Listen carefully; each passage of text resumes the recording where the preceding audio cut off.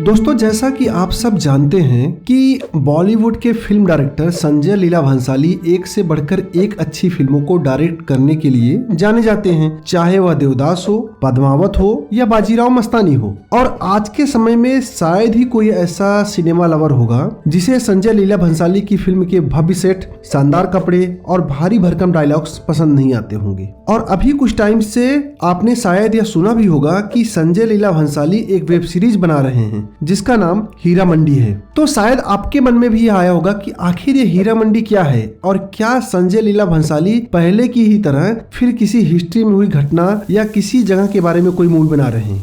और अगर यह हीरा मंडी इतिहास से लिया गया है तो इसका इतिहास क्या है। तो चलिए आज की इस वीडियो में हम हीरा मंडी नामक जगह को इतिहास के पुराने पन्नों में झांक कर देखते हैं। दरअसल यह हीरा मंडी नामक जगह आज के समय में पाकिस्तान में स्थित है, जिसे शाही मोहल्ला के नाम से भी जाना जाता है, जो कि लाहौर में स्थित एक रेड लाइट एरिया है। और इस जगह का नाम महाराजा रणजीत सिंह के प्रधानमंत्री हीरा सिंह के नाम पर हीरा मंडी रखा गया था। और हीरा सिंह ने ही इस क्षेत्र में एक अनाज के बाजार की स्थापना भी की थी, तो इसे शुरू में हीरा सिंह दी मंडी के नाम से जाना जाता था। तो आखिर यह जगह कैसे एक रेड लाइट एरिया या कोठे में बदल गया। दरअसल 15वीं और 16वीं शताब्दी में मुगल काल के दौरान मुगल बादशाह अपने ऐशो आराम और कथक जैसे शास्त्रीय संगीत और डांस के लिए अफगानिस्तान, उज्बेकिस्तान से वहाँ की महिलाओं को यहाँ पर उठाकर लाते थे, क्योंकि उस समय अमीर लोगों के परिवार इन इलाकों में रहा करते थे। और इन अमीर लोगों के मनोरंजन के लिए उस समय कोठे होते थे, क्योंकि उस समय कोठों को बुरा नहीं माना जाता था, बल्कि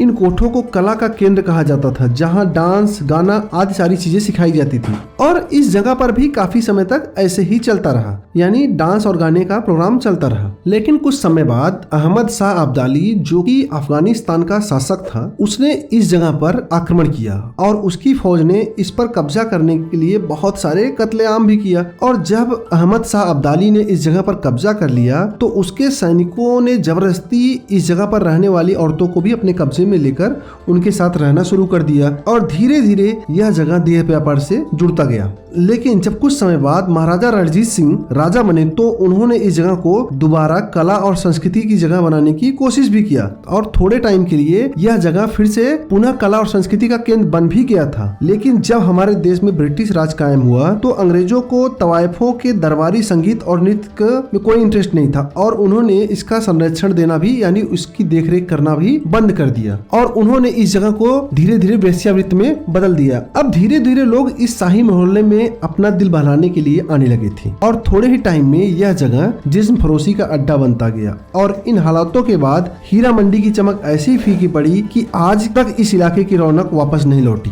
आज के समय में हीरा मंडी वैसा ही है जैसे दिल्ली का जीबी रोड, यानी दिन के समय हीरा मंडी पाकिस्तान के किसी सामान्य बाजार की तरह ही लगता है, लेकिन यह शाही मोहल्ला रात होते ही जिस्म फरोशी के कारोबार में गुम हो जाता है। दोस्तों, आपको यह जानकारी कैसी लगी? अपने विचार कमेंट करें और वीडियो को लाइक करने के साथ साथ चैनल को सब्सक्राइब जरूर करें।